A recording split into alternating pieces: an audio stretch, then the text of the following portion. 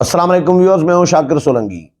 Viewers, Punjab assembly के हवाले से अपडेट करता चलूं कि वजीर आला पंजाब चौधरी परवेज लाई की जानिब से जो असेंबली तहलील करने की समरी भेजी गई है गवर्नर पंजाब को, गवर्नर के लिए कहा जा रहा है कि किसी भी वक्त वो दस्तखत कर देंगे और आईनी जो मुशावरत है वो उन्होंने कर ली है और अब वो दस्तखत कर देंगे। हुकूमत की जानिब से अभी भी मुख्तलिफ वज़रा की जानिब से जो ऐलानात हो रहे हैं वो ये हो रहे हैं कि जी हम ज़िमनी इंतखाबात कराएंगे। ये आईनी जो कानूनी माहिरीन हैं या तज्ज़िया निगार हैं वो इस पे अभी डिबेट कर रही हैं कि इतने दो बड़े सूबों में, पंजाब बहुत बड़ा सूबा है, सबसे बड़ा सूबा है, क्या ज़िमनी इंतखाबात पॉसिबल हैं? और फिर उसके बाद कुछ अरसे के बाद आम इंतखाबात भी कराने हैं, तो ज़िमनी इंतखाबात अलग फिर आम इंतखाबात अलग।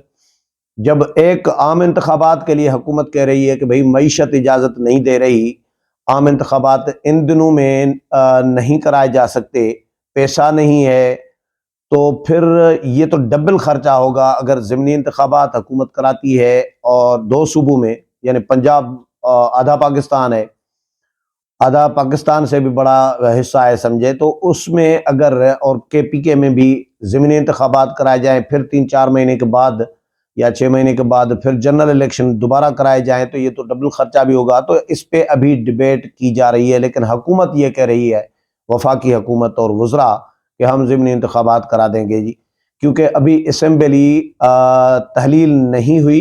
तहलील करने की सिफारिश चली गई है तो बस बात ख़त्म हो गई। वैसे अब तहलील हो ही जाएगी, क्योंकि गवर्नर के पास भी हफ्ते का टाइम होता है कि अगर दस्तखत करते हैं तो भी ठीक, नहीं कर दे तो ऑटोमेटिक असेंबली तहलील हो जाती है।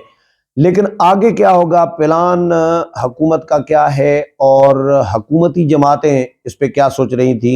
खान साहब ने तो जो गंद डालना था, गंद करना था, वो ये चाह रहे थे कि सियासत में हुकूमत को, सियासी जमातों को टफ टाइम दिया जाए। मुल्क का क्या बनता है क्या नहीं बनता उसकी खान साहब को परवाह नहीं है। खान साहब ने ये जो सियासी जमातें हैं उनके साथ दुश्मनी करनी थी। अच्छा, इस्टेब्लिशमेंट का मैं पहले बताऊं कि इस्टेब्लिशमेंट ने इसमें मुदाखलत क्यों नहीं की।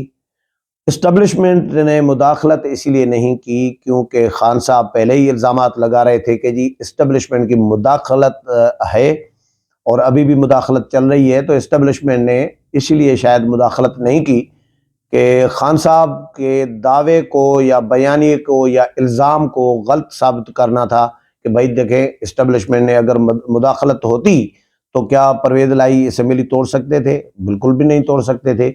लेकिन अब बहरहाल अभी देखते हैं कि होता क्या है।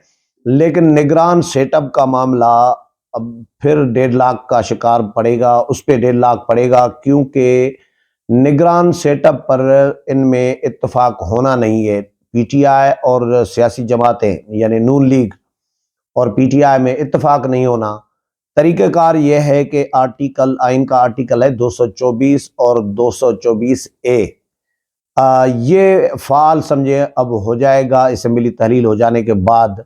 और इसमें 3 दिन होते हैं वज़ीर आला और अपोजिशन लीडर के पास कि वो निगरान वज़ीर आला के लिए किसी नाम पर इत्तफ़ाक़ करें, मुशावरत करें, बामानी मुशावरत करें। दोनों गवर्नर इनसे मुशावरत करेंगे और इनसे नाम मांगेंगे। गवर्नर दोनों को ख़ुतूत लिखेंगे कि आप जो है इन पे किसी नाम पर इत्तफ़ाक़ कर लें। तो 3 दिन में अगर वज़ीर आला और अपोजिशन लीडर में इत्तफ़ाक़ नहीं होता किसी एक नाम पर, तो फिर ये मामला चला जाएगा स्पीकर पंजाब असेंबली के पास। स्पीकर पंजाब असेंबली को भी 3 दिन का टाइम होगा और वो यानी स्पीकर के पास नहीं बल्कि स्पीकर कमेटी कायम करेंगे 6 रुकनी, जिसमें 3 अरकान अपोजिशन के, 3 अरकान हुकूमत के होंगे और 6 रुकनी कमेटी के पास एक्चुअली 3 दिन और होंगे। तो अगर वो कमेटी इत्तफाक करती है किसी एक नाम पर तो ठीक, जिसका कवी इम्कान इस बात का है कि इत्तफाक नहीं होना, क्योंकि जब वज़ीर आला और अपोजिशन लीडर के दरमियान इत्तफाक नहीं होगा तो समझ लें कि जो कमेटी में मेंबरान बैठे होंगे وہ بھی ظاہر ہے وزیر اعلیٰ اور اپوزیشن لیڈر کی مشاورت سے نام جائیں گے. تو جب وزیر اعلیٰ اور اپوزیشن لیڈر میں اتفاق نہ ہوا ہو تو پھر ممبران میں اتفاق کیسے ہو سکتا ہے؟ اور ممبران میں پھر تعداد بھی برابر ہو، 3 ممبران ہوں، اپوزیشن کے بھی حکومت کے بھی.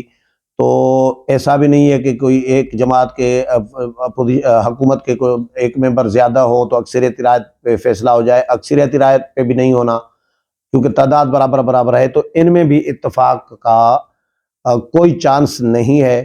تو اس کے بعد پھر 3 دن کے بعد یہ معاملہ اسپیکر بھیجیں گے الیکشن کمیشن کو، یعنی آخری جو بال ہوگا وہ الیکشن کمیشن کی کورٹ میں ہوگا. فیصلہ حتمی جو ہے الیکشن کمیشن آف پاکستان نے کرنا ہے اکثریتی رائے سے. یعنی 5 رکنی الیکشن کمیشن ہے تو 5 میں سے 3 ممبران جو ہے جو فیصلہ دیں گے وہی ہوگا. اور الیکشن کمیشن پہ عمران خان کا پہلے ہی الزام ہے کہ الیکشن کمیشن عمران خان کے خلاف ہے، یا election commission P D M کی جماعتوں کے ساتھ ہے، یا نون لیگ کا حامی ہے.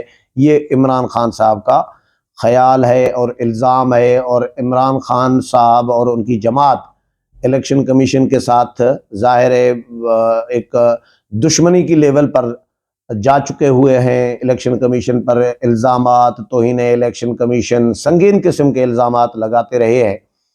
تو الیکشن کمیشن میں سے پی ٹی آئی کو تو مجھے کیا میں کہہ سکتا ہوں، میں یہ تو نہیں کہوں گا کہ الیکشن کمیشن پارٹی بنے گا، لیکن الیکشن کمیشن نے جو فیصلہ کرنا ہے وہ پی ٹی آئی نے نہیں ماننا. پی ٹی آئی اس کو بھی متنازع بنائے گی. پی ٹی آئی کہے گی کہ بھائی انہوں نے نون لیگ کا بندہ لگایا ہے، اس بندے میں سے ضرور نقائص جو ہیں، نقص نکالیں گے، خرابیاں ڈھونڈیں گے اس بندے میں جو الیکشن کمیشن لگائے گا، تعینات کرے گا نگران وزیر اعلیٰ. لیکن عمران خان چاہیں یا نہ چاہیں، مانے یا نہ مانے، یہ کیونکہ آئینی طریقہ کار ہے، آئینی تقاضا ہے کہ الیکشن کمیشن ہی بعد میں آخری فیصلہ دے گا. تو اس کو کہاں عدالتوں میں لے جائیں گے؟ فرض کریں تو عدالتیں بھی کیا کہیں گی، بھائی اختیار ہی الیکشن کمیشن کا ہے، تو عدالتیں الیکشن کمیشن کے اختیار میں مداخلت کیسے کریں گی؟ تو عمران خان کو چاہتے نہ چاہتے وہ قبول کرنا پڑے گا الیکشن کمیشن کا فیصلہ.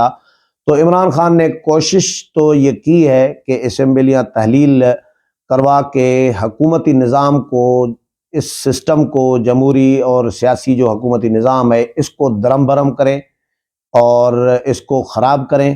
یہ کوشش کی ہے، لیکن فائنلی اس کا فائدہ پھر بھی پی ٹی آئی کو مجھے ہوتا ہوا نظر نہیں آ رہا. اتنا ہو سکتا ہے کہ اگر فرض کریں الیکشن کراتی ہے حکومت، الیکشن میں جاتا ہے الیکشن کمیشن آف پاکستان بھی، عام انتخابات کا ماحول بن بھی جاتا ہے، تو یہی فائدہ ہوگا، اتنا ہی فائدہ ہوگا پی ٹی آئی کا. باقی جو سیٹ اپ ہے وہ میرا خیال ہے پی ٹی آئی کو فیور نہیں کر رہا، یا پی ٹی آئی کا آئیڈیل سیٹ اپ نہیں ہوگا جو نگران سیٹ اپ بنے گا.